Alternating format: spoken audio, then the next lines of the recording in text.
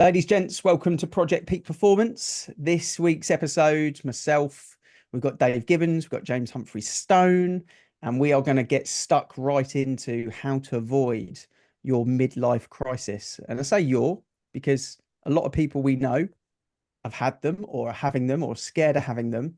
And I don't know whether anything in life can prevent you from having one. You probably have it in your own scale, in your own version, but we're going to really unwrap the Mike Bates episode of last Friday, where that was really the topic of conversation. There was really two parts to it, gents, wasn't there? Which was that midlife crisis and that identity and the ego and humility and adversity that we really sort of covered. And also, as the phrase says on his Next 45 website, which we'll cover slightly as well in this episode, calling time on man up. So there's some absolute powerful moments in listening to that. And ironically, I was listening to it in the middle of the gym on a Friday with some big lumps either side of me. And he was talking about egos, and he was talking about the jiu-jitsu training mat, and people coming in and sometimes coming in with an ego, and they'd have to roll with him afterwards. And it was just, for me, in the environment that I was in when I was listening to it, it was really funny because there was some strange noises either side of me where people were almost having an ego off with the weights that they were lifting. Not with me, because I wasn't lifting those weights, but either side, there was a lot of veins pumping out of people's ears and heads. So yeah, Mike Bates. I mean, Dave, you hosted with Rob. What a guy. Like, Oh, first mate, and what a foremost. lovely guy. Yeah, the things that he's accomplished and achieved. Yeah, absolutely fantastic guy, mate. He's definitely got the determination, the dedication, humility as well. And as James was talking offline a minute ago, the empathy that comes from him was something I didn't expect, to be honest. I think I wasn't privy to knowing who Mike Bates was prior to this.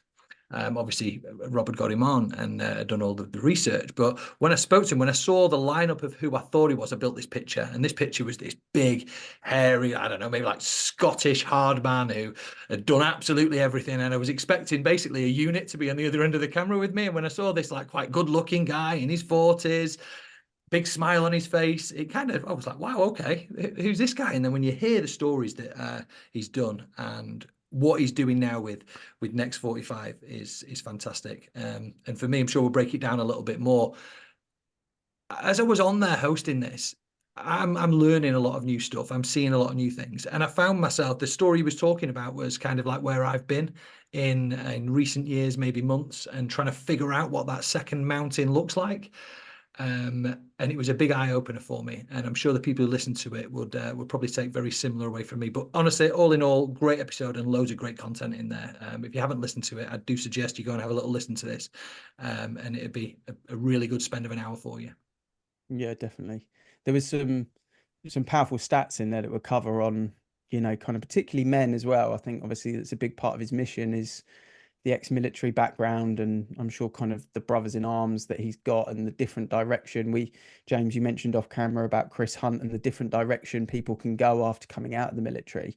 But overall, what he kept relating everything back to, even when he was talking about rowing across the Atlantic and stuff like that, was kept bringing it back to family, which was, a big part of the thing that probably you would be a good guy to discuss, because it's something that we've spoken a lot about over the last couple of months, and we've obviously done the kids breakfast and stuff. But I always kind of think back to that family dynamic that you've got, and it was something that probably I would imagine related quite a lot for you in terms of having this kind of like masculine challenge that he was trying to achieve, whether it was business or whether it was physical, but nothing was more important than bringing it back to family, really, in every kind of step that he took. What were your big kind of takeaways from it? Sorry, I'm so sorry. I thought you were going back to Dave there. Apologies. No, that was you, mate. That was you. That was very much. I'm so sorry. Do you know the lifeblood for me of everything that Mike shared? You've touched on it there. That the words I've written down: community, togetherness, family.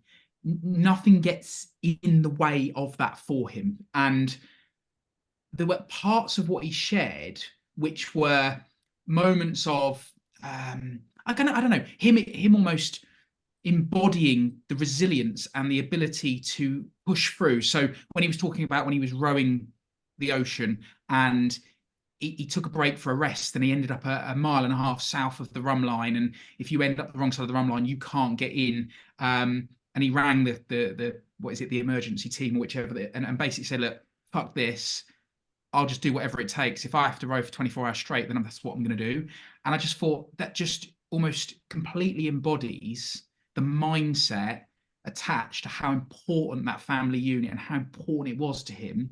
But he also used words like connection, that human connection. And I think, Dave, you alluded to it. I think you said it at the beginning, we've got this predisposition, haven't we, of what a military person looks like. Yeah. And you don't expect to hear words like connection, and for them to be particularly empathetic. Just I think because of the picture that's painted from our youths when you're watching movies, what have you, you don't expect it. But then when you hear it and you're like, he just craved that connection. He was talking to birds as they were flying by because he just craved that innate need for connection.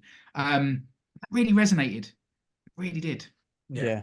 You see that a lot with the military guys. It's almost that brotherhood and the training and the camaraderie.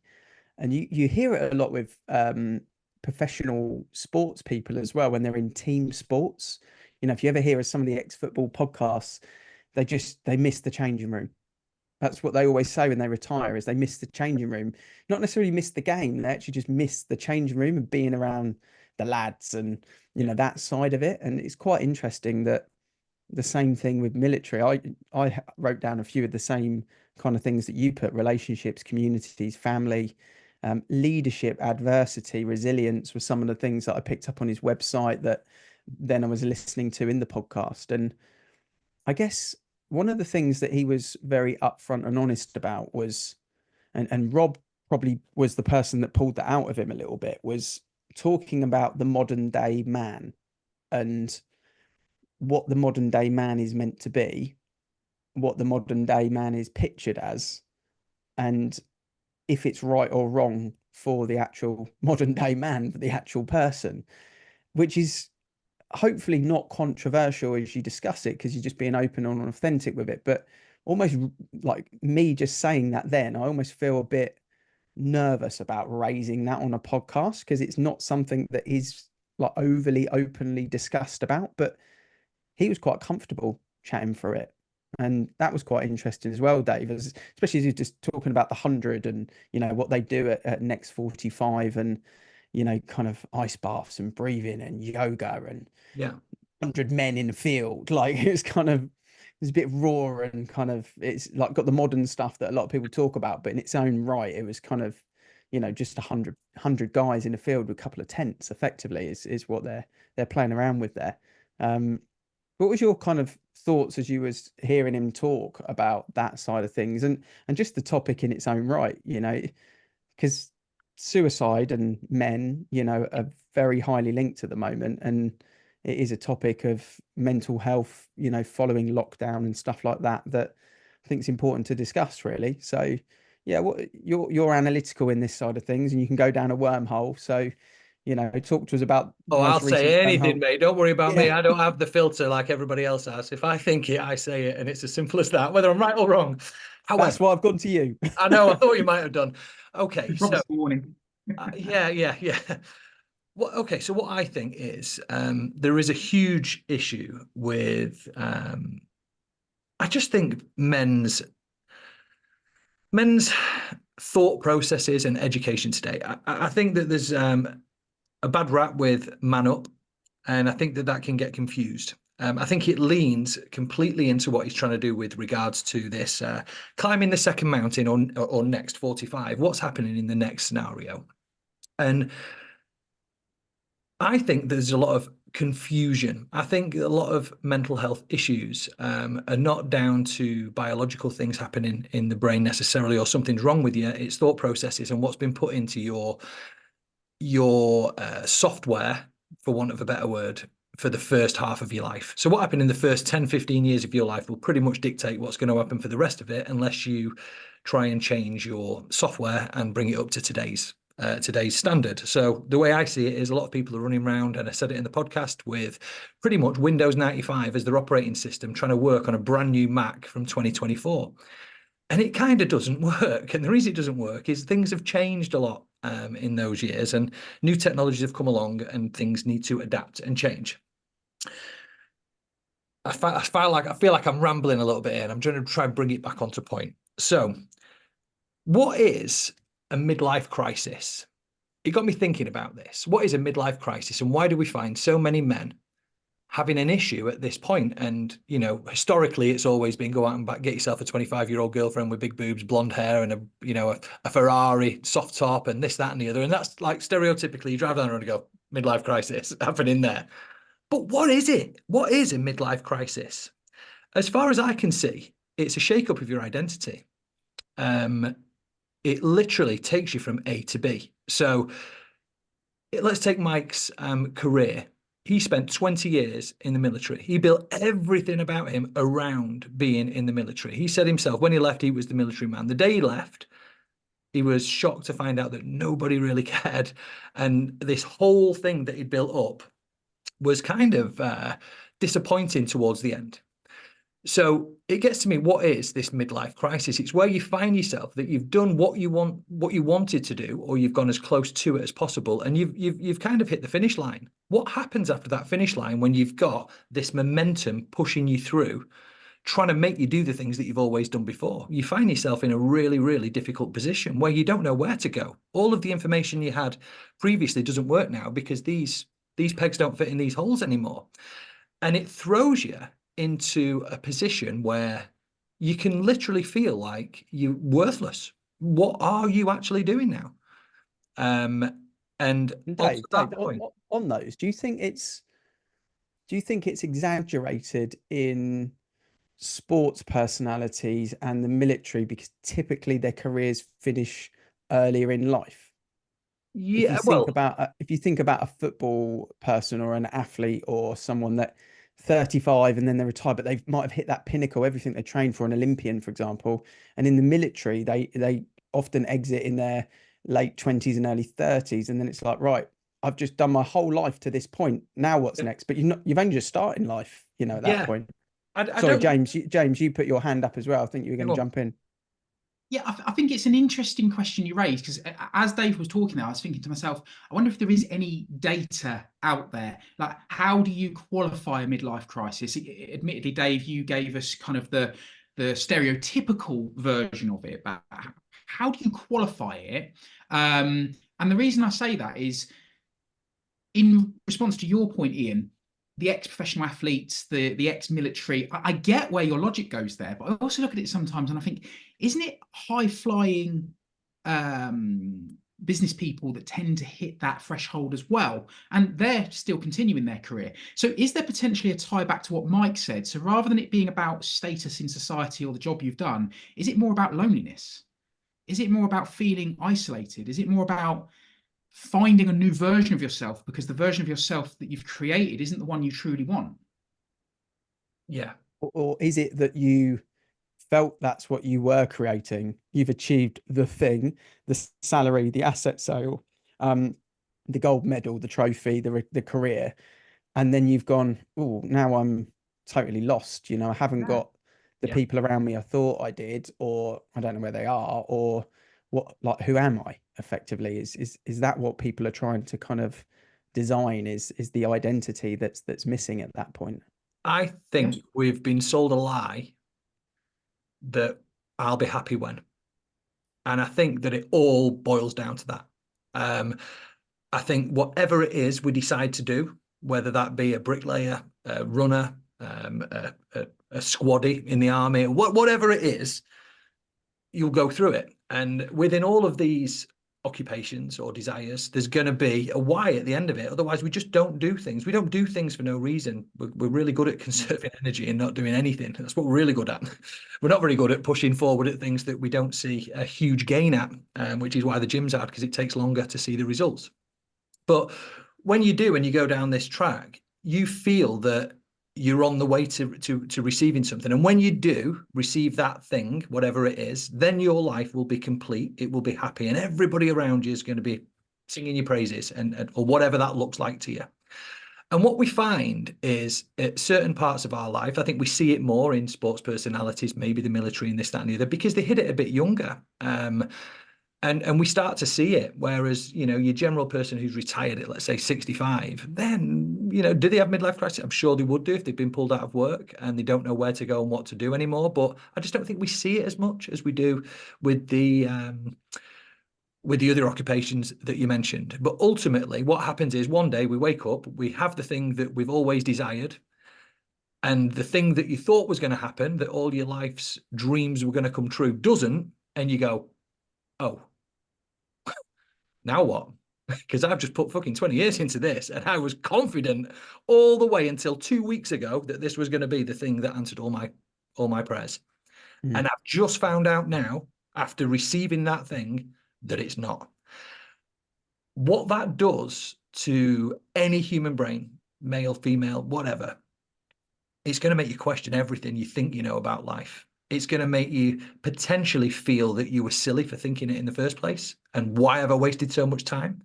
What can I do next? And you find yourself in like a bit of a hole, the pit of despair. We all know when you're doing any type of plan or any type of pushing forward that you're going to see some momentum in the early stages that looks fantastic. Then it plateaus, it goes down every single time, regardless what you do. And here's the bit where you need the determination and the grit, and then you push through it. So, yeah, I think I've finished enough on there without me going too mad and causing any problems or people not signing up for us anymore because I've said something wrong. So I'm going to sit back now before I say anything else and let you guys talk about it. Dave's worried about getting us cancelled. I am. We're just about to hit year 2 and we're offline. If it was anybody, it was guaranteed to be me. Do you know what, that I don't agree with you in a way that I don't think that would get us cancelled, because I think it's refreshing to be open and honest about it. And I think it's not something that we should shy away from having the conversation. It doesn't mean that my opinion or James's or Dave's, whether they align or they're different, are right or wrong. It's our opinion. And that's where we're confident enough with the community that we built here with Project Peak Performance, that we feel we can give our opinion. And we're open for people to give us feedback on that as well. That's the beauty of the group and the meetups and things like that. And I think if we go back to the calling time on Man Up thing, and then I look at Rob sometimes on a Friday puts no more fine, doesn't he always post that no more fine? How are you? Yeah, I'm fine. He's not accepting that from you. He wants to know, like, really, how are you?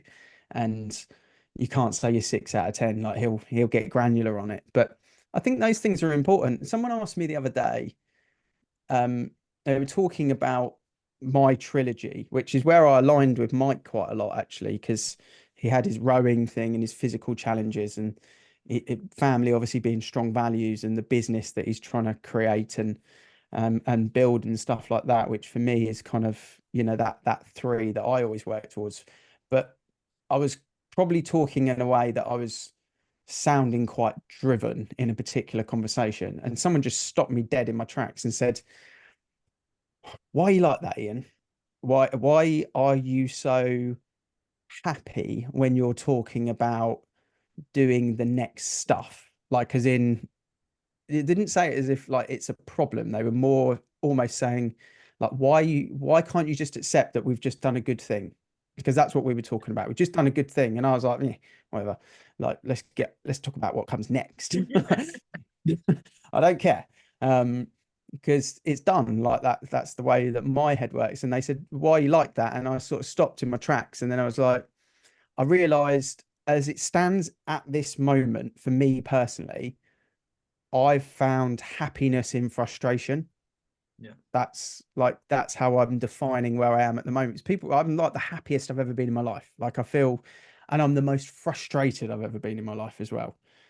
But in a good way. I'm like, I want to be a better runner. I want to be a better parent. I want my kids to be better. I want the business to be better. I want to pay off the mortgage quicker. Like, all of these things are frustrating to me, but I'm like happy about it as well. And I just wonder whether sometimes people don't find the happiness in the frustration? And is that where the crisis comes in, or is that where the depression comes in? Is they're not setting the pathways, the routes of what take you to the answer. And there'll never be an answer. You'll always be frustrated. If you're a driven person, you'll always be frustrated.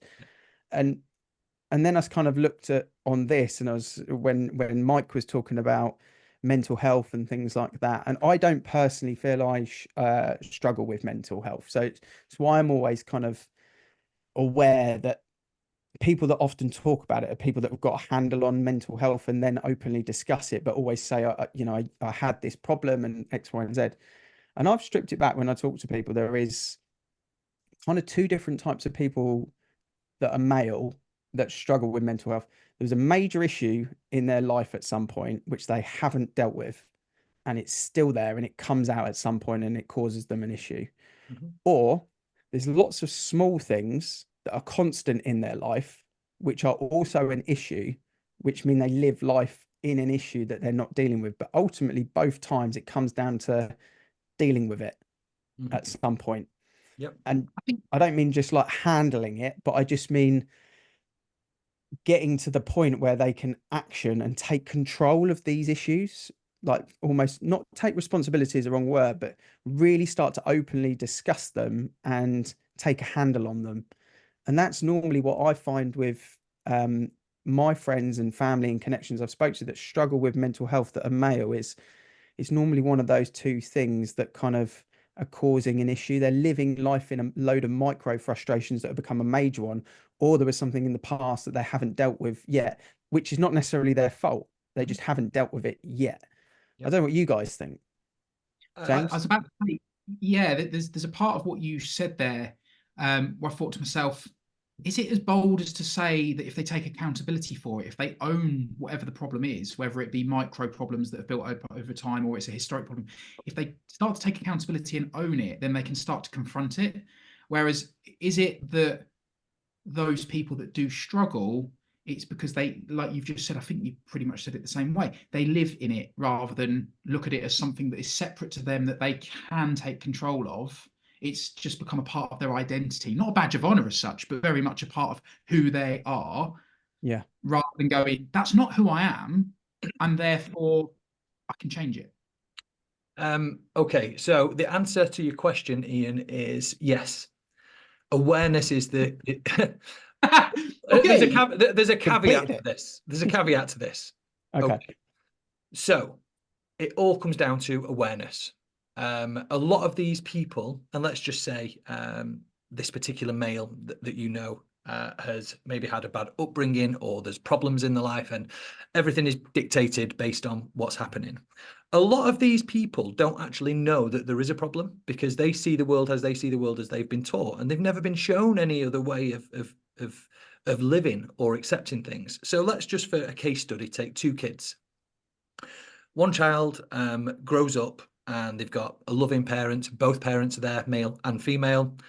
They have great upbringing. Their parents have got a really good attitude and start to teach them things like discipline and start to show them about what the world is about, the right things, the wrong things, allow them a lot of freedom to go and explore their curiosity and figure out this shit that they're figuring out, which is what we'd hope that we do with young children. And that's what play is all about and everything else. So then you get this one, and let's call him Dave for argument's sake. Now, in my opinion, Dave's going to grow up and he's going to have his ups and downs, but ultimately he's got a great foundation and he's been given a good set of software by his parents. Then we're going to get Bob. Now, Bob was born at the same time. His father left. Now he's only with a single parent. The single parent that he had has now brought other men into the relationship, and they've got confused about what a man is. And what they actually see are these, I'm going to go really deep here, drunk men coming home. The environment the child's growing up in isn't very nice. They're getting told that they're in the wrong all the time because they're going downstairs to get a drink while mum's shagging Brian in the kitchen after a night out on the drink. I'm going to go deep here so we can see two different sides of the story. Okay. So this is what happens, James. You can laugh as much as you want, but it happens in the real world. Yeah, I'm not saying this is everybody. I'm not slating anybody. I'm just trying to give you a hypothetical environment so that we can test your theory. So little Bobby, bless him, gets told that he's wrong every 2 minutes. He gets a clout round the head every time he comes downstairs because he's bothering parents. He gets told that he's not good. He never gets help with his schoolwork. He brings it home. He gets told that he's shit. So little Bobby grows up to believe that he's worthless. He's useless. Nobody loves him, and he's weak. But then we've got Dave on the other side. So when they finish school and they go to get jobs, Dave's quite confident. Dave goes in and speaks to the employer, and he can converse really well. He's confident in what he says. He's got confidence in his ability to do tasks ahead because his experience has taught him that if he does X, Y, and Z and tries a little bit and puts a bit of effort in, then the results come at the end. Bobby's never had that. So when he goes for the interview, he's sat there, he's closed in, he doesn't want to speak, he's scared. Now we can't just turn around to Bobby and say, man up. Or we can't turn around to Bobby and say, look, if you just sorted your shit out, you'd be fine, because that is literally polar opposite to everything Bobby knows.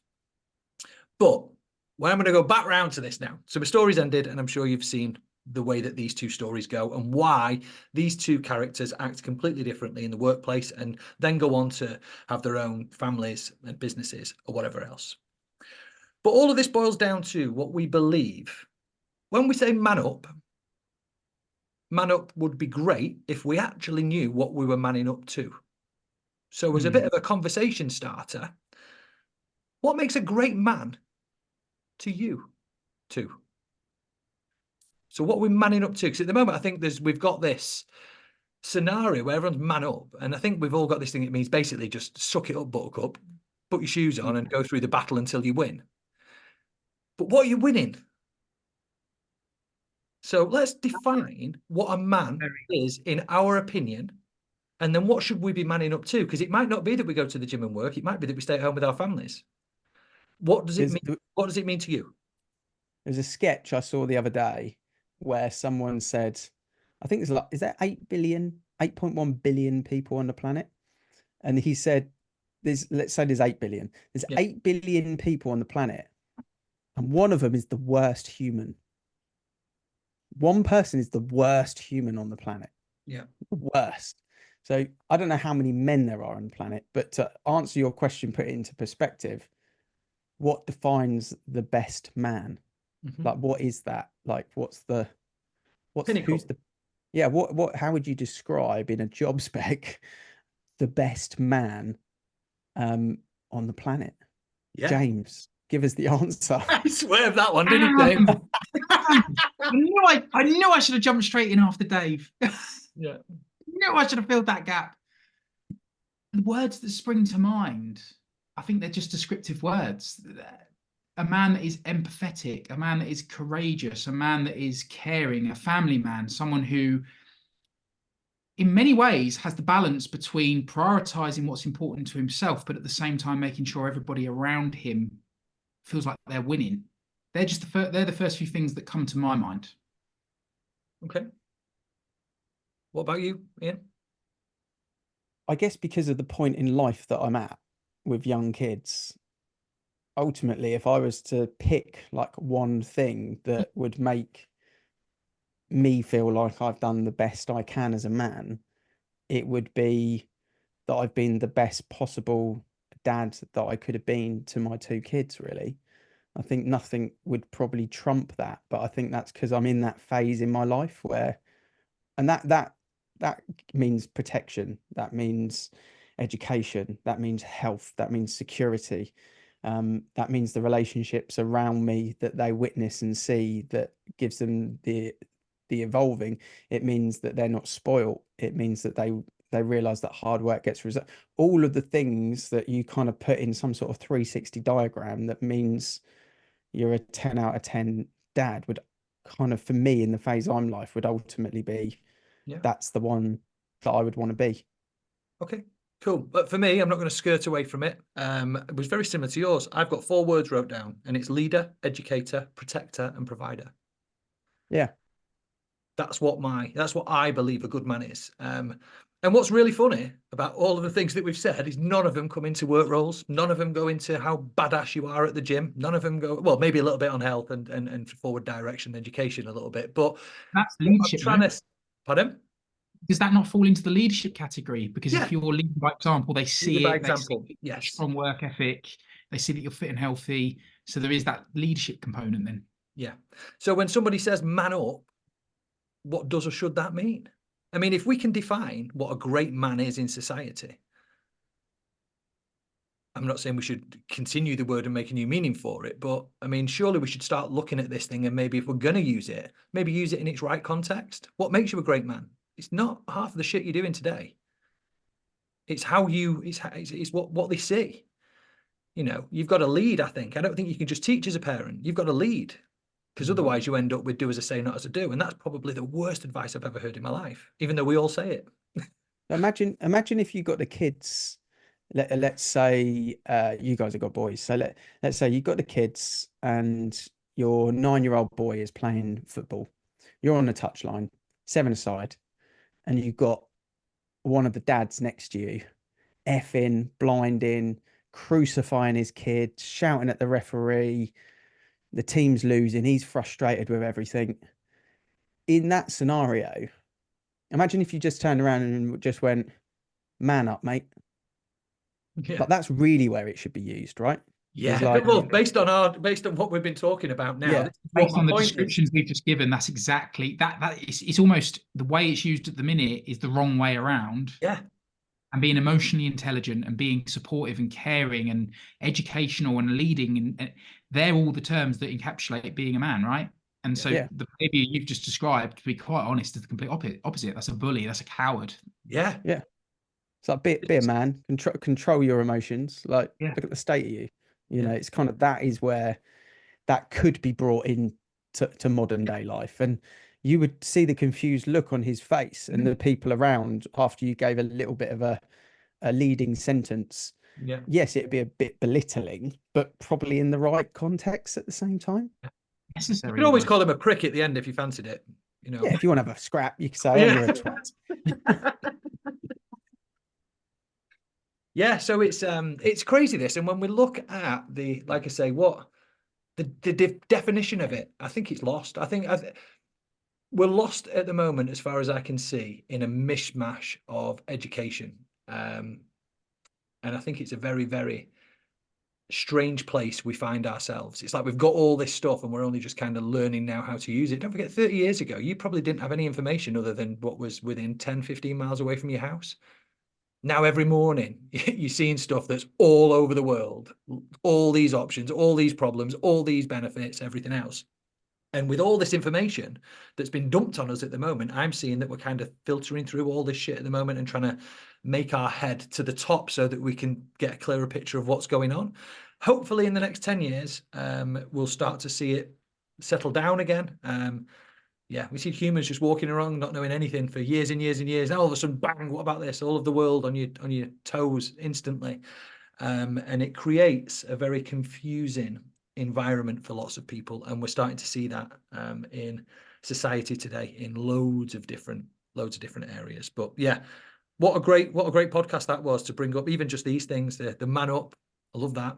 Maybe we should call this podcast "How to Man Up Effectively." How to properly man up is what we've kind of effectively defined. What about on the midlife crisis, as we're kind of giving all the glory away on this one? What are we what are we thinking on the midlife crisis? What would be your number one tip to like avoid falling into that trap and, you know, going and buying the Harley Davidson and getting a hair transplant or whatever? What would be the kind of thoughts around that? Is because obviously what we're saying here, it's not about buying things, you know, it's not about statement egotistical stuff. This is about changing behaviors in reality, isn't it? Or really going on a sort of identity hunting mission to give you the next frustrations, the next path, the next success train, or as Mike put it, the second summit. Yeah. You know, which is there. So what little things do you guys think, you know, just off the cuff would help people that are maybe feel they are a bit kind of lost in that identity at the moment? What's your thoughts, James? I can so I'll share a bit of a personal story on this one. So 6 years ago, so 2018, I met Hayley and I relocated from Northeast Hampshire up to Derbyshire.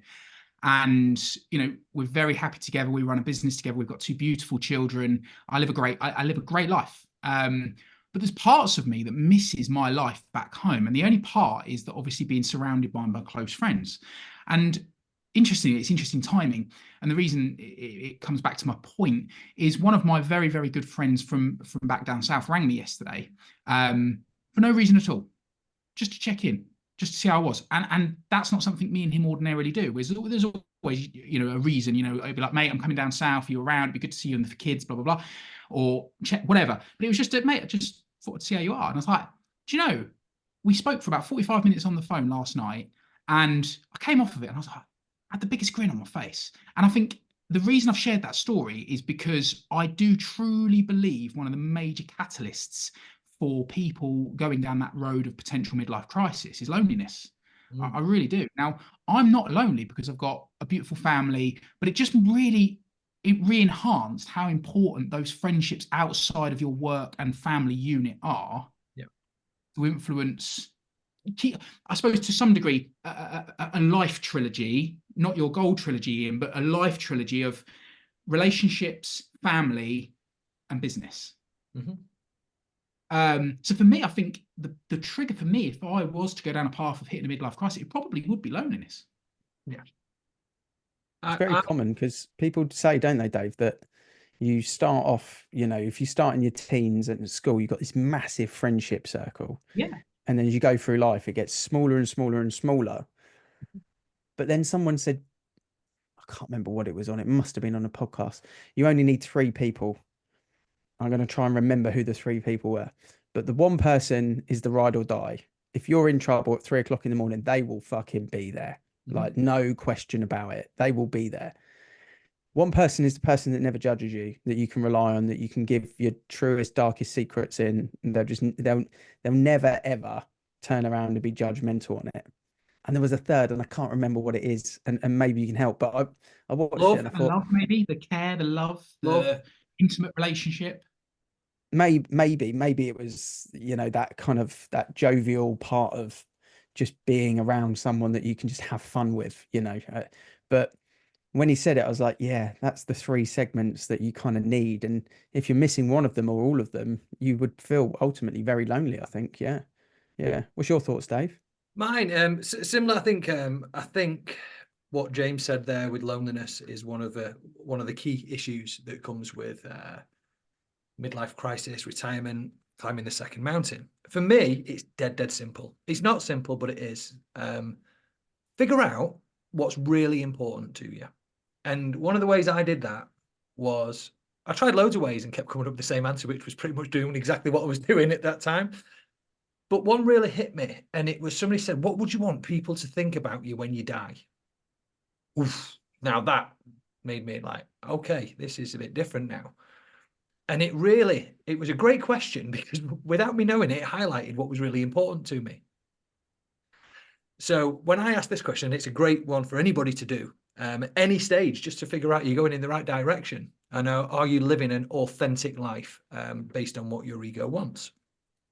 So for me, it wasn't about materialistic things. It really shocked me when I got asked this question and I answered it to myself, because what I thought would be like the winners, none of that was on there.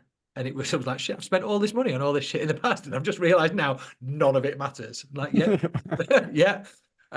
So for me, it's like, what do I want to be? Now, I want to be thought of. My eulogy, I want to say he was a loving person, caring person, always had time. He was a great teacher.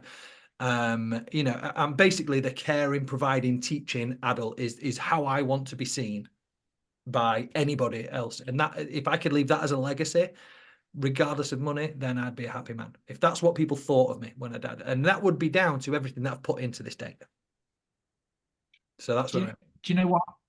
There's a reason why I'm grinning as you said it then, Dave, is I've mentioned this before, and I think you guys are familiar with the whole disc profiling. And you are in a disc profile by description and by definition a very, very, very high I. And part of that profile. What does that mean, I? What does it mean? It means you are someone that needs to be around people, you are influential, you inspire, you want to educate people, but most importantly of all, and it connects back to what you just said is your mission statement, high eyes want to be able to create an environment where everyone is happy. Yeah. You want to make sure that everyone around you is happy, fulfilled, and winning. That's the definition of a high I. Yeah, I'll give you And that you then, mate. just described it. Yeah, I'll give you that. Along with my ADHD and everything else I've got. Yeah, I'll have another one. Just add an I to the end. ADHD I. That's it. That's it. Saying. What about you, Ian? It's tough, isn't it? It is tough. I'm big on a little bit touching on the bit that you said at the end at the moment, big on the messages that are out there about, when you die and you ask yourself the question, did I fulfill my potential? Mm-hmm. Did I kind of leave everything out there? I'm also very aware at the moment of a quote which I keep seeing that keeps coming back, and I've shared it as well, which is die with memories, not with dreams. To make sure that you've got things that you're aware of. So take experiences. And then also in terms of the things, just remembering, again, something else that I've seen somewhere else, which is that in 100 years, we'll be dead. All our friends will be dead. Our kids will be dead. And everything that we spent our whole life working to own will be owned by someone else. Scary, Wow. powerful. I know. In 3 generations, no one will even know your name.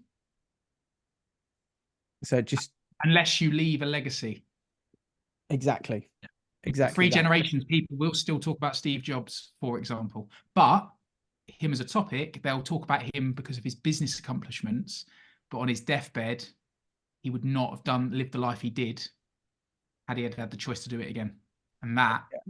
And people will talk about him, but if you bring it back to, family, do you want your grandkids to know who you are, of 2 generations down?